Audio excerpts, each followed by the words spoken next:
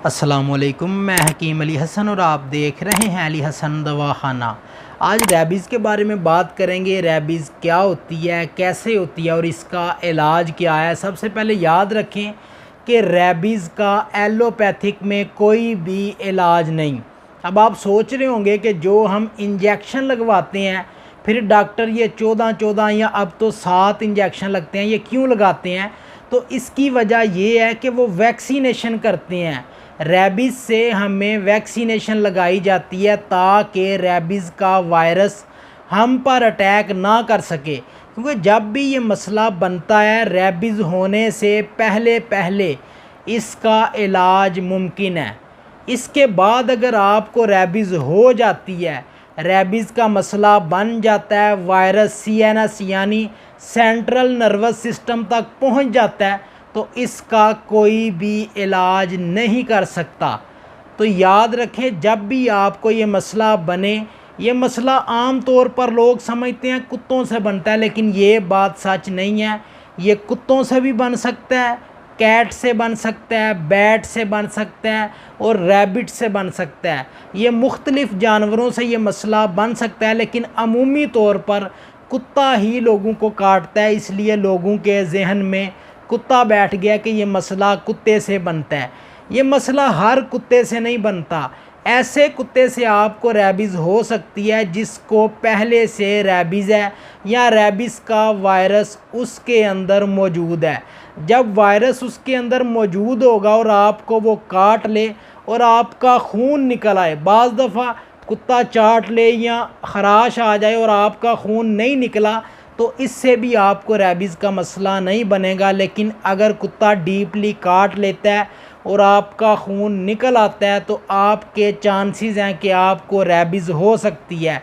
सबसे पहले इस बात का पता होना ज़रूरी है कि कुत्ता इन्फेक्टेड था या नॉर्मल। जो पालतू कुत्ते होते हैं घरों में, इनको नॉर्मली ये मसला नहीं होता, और जो गली मोहल्ले के कुत्ते हैं जो आम तौर पर ऐसी हरकत नहीं करते, उनको भी ये मसला नहीं होता। रैबीज़ के जो कुत्ते हैं उनका वैसे ही पता चल जाता है। वो थोड़े से पागल, संकी और ज़्यादा गुस्से वाले नज़र आते हैं। हर बंदे के पीछे भागेंगे, हर बंदे को काटेंगे। ऐसा कुत्ता अगर कोई है तो इसका इलाज करना बहुत ज़रूरी है। मैं आज आपको रैबीज़ का इलाज बताऊंगा, क्योंकि एलोपैथिक में इसका इलाज नहीं किया जाता, इसकी वैक्सीनेशन की जाती है। और जिस मरीज़ को रैबीज़ का मसला बन जाए, डॉक्टर घर वालों की इजाज़त से उसको जहर का इंजेक्शन लगा देते हैं, क्योंकि अगर उसे जहर का इंजेक्शन ना लगाया जाए तो वो बंदा भी कुत्ते की तरह दूसरों को काटना शुरू कर देता है और दूसरे लोग भी उससे मुतासर हो सकते हैं। पागलपन मरीज़ में आ जाता है, मरीज़ अजीब अजीब हरकत करना शुरू कर देता है। और इसका पीरियड 20 दिन से 60 दिन का होता है। 20 दिन से 60 दिन तक आपको पता चल सकता है कि मरीज़ को रैबीज़ है या फिर नहीं है, लेकिन आम तौर पर इसकी वैक्सीनेशन करवा ली जाती है। इस वजह से ये मसला नहीं बनता। अगर किसी मरीज़ को रैबीज़ का मसला बन जाए, उसके लिए बिल्कुल आसान सा नुस्खा बता रहा हूँ। ये रैबीज़ होने से पहले भी आप इम्प्लीमेंट कर सकते हैं, और अगर रैबीज़ हो चुकी है तो उसके बाद तो ये लाजमी अप्लाई करें मरीज़ पर। मरीज़ को एक दफ़ा ये ज़रूर इस्तेमाल कराएं। इसमें एक चीज़ आपने लेनी है जिसे अगेव अमेरिकाना बोलते हैं। अगेव अमेरिकाना ये तकरीबन देखने में क्वार गंदर की तरह होती है, यानी एलोवेरा की तरह होती है, लेकिन उससे थोड़ी सी मुख्तलिफ है। वीडियो के एंड में मैं आपको डिफरेंस बताता हूँ, दोनों पौधे आपको दिखाऊंगा ताकि आपको समझ आ जाए कि अगेव अमेरिकाना और एलोवेरा में क्या डिफरेंस है।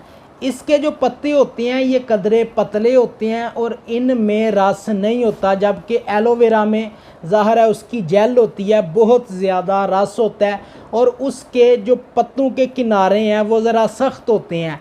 इसके जो किनारे हैं ये बाज़ पत्तों पर होते ही नहीं, और अगर हों तो उस जैसे सख्त और नोकीले नहीं होते। दोनों पौधे आपको दिखाता हूँ, लेकिन आपको तरीका बता दूँ। ये जो पौधा है ये कब्रिस्तानों में भी आम तौर पर पाया जाता है, और वैसे भी वीरान जगहों पर मिल जाता है। आप देखेंगे आपको समझ आ जाएगी। ये आपने मरीज़ के आगे इसके पत्ते डाल देने हैं। इसका 1 या 2 पत्ता आपने पूरा उतार के मरीज़ के आगे डाल देना। मरीज़ को खिलाने की ज़रूरत नहीं पड़ेगी, मरीज़ खुद ब खुद खाना शुरू कर देगा। अगर मरीज़ नहीं खाता तो फिर आप खिला सकते हैं, लेकिन अक्सर मरीज़ों को देखा गया है कि जिनको रेबीज़ का मसला होता है वो ये पत्ता खुद ब खुद खाना शुरू कर देते हैं। इससे मरीज़ का जो रेबीज़ का वायरस है वो ख़त्म होना शुरू कर देता है, क्योंकि ये सेंट्रल नर्वस सिस्टम पर अटैक करता है। इसका ख़त्म होना बहुत ज़्यादा मुश्किल है। ये ही एक पौधा है जो इसको ख़त्म कर सकता है। इसको आपने देना है, और इसके साथ होम्योपैथिक की एक मेडिसिन है जिसे लाइसिन 1M बोलते हैं, उसके 5 कतरे मरीज़ को दे देने हैं, और हर 3 घंटे के बाद मरीज़ को 5-5 कतरे देते जाना है जब तक मरीज़ के हवास बहाल ना हो जाएं। ये ख़बर अपने जहनों में रखें, क्योंकि किसी भी वक्त ये मसला बन सकता है, और ये बहुत ही आज़मुद्दा नुस्खा है। ये आप आजमाएंगे इंशाअल्लाह ताला, इससे बहुत ज़्यादा फ़ायदा होगा।